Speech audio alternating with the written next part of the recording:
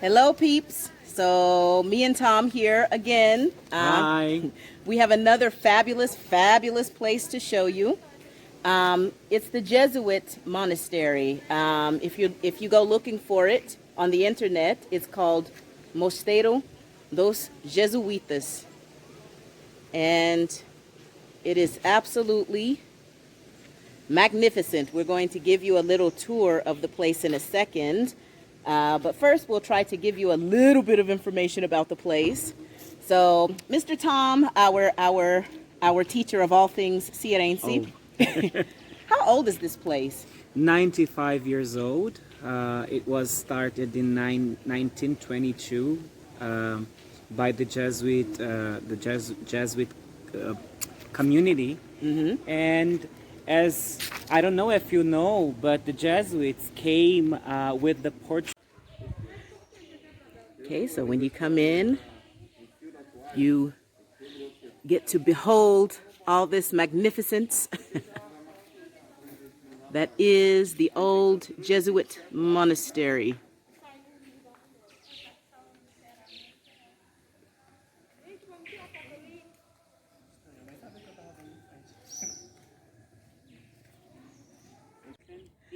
Guys, this place is absolutely beautiful.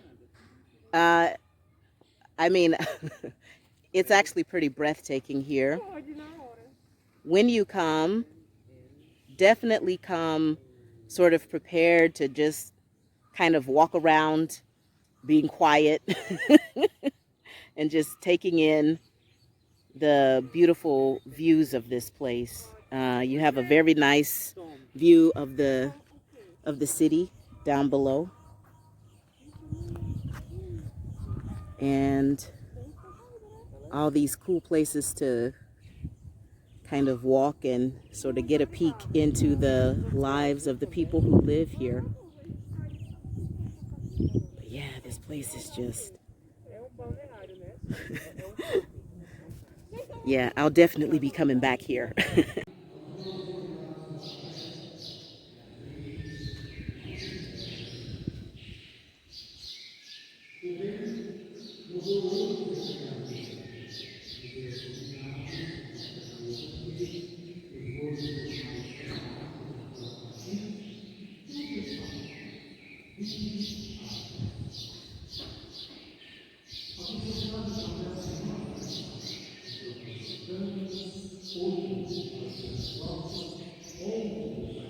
Okay, so guys, they have a little gift shop here as well, and they produce their own coffee and doce de leite e doce de banana aqui. Hi guys. So Tom is going to tell us. He was talking to the receptionist in there, and he's going to tell us the history of this place a little bit. Yeah, so as we were saying, this place is 95 or so years old, and it was it was started in 1922, and the building took 10 years to be completed, and it was first created to be a school for general people and for interns, the ones that wanted to be priests as a Jesuit priest. But the school just took 30 years, worked only for 30 years because the location is a bit remote. yeah. Like we're kind of up in the mountains a little bit, you know. So people were not looking for the school anymore, and the Jesuit priests took the school to Fortaleza, so it's working there as Santo Inácio de Loyola's school. And in 1936, it started to be like a kind of hotel. They receive people for retreats and events, and also receive individual guests. The place is huge. They can hold, it holds up to like what, 200 or so people as guests. Yes, the guy was saying that they receive more than 200 people for events, for example. They have a structure here for that, like an auditorium for 200 people and smaller groups too. And they have the guy was saying that generally during the week the retreats happen, and during the weekend more smaller groups come.